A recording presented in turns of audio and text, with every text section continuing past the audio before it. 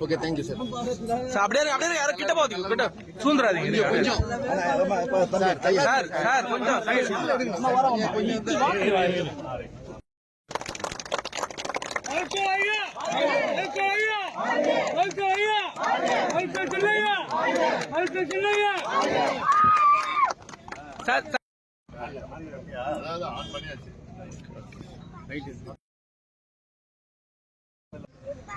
கொடி தமிழக மக்கள் ஜில்லையா ஜில்லையா ஜில்லையா ஜில்லையா ஜில்லையா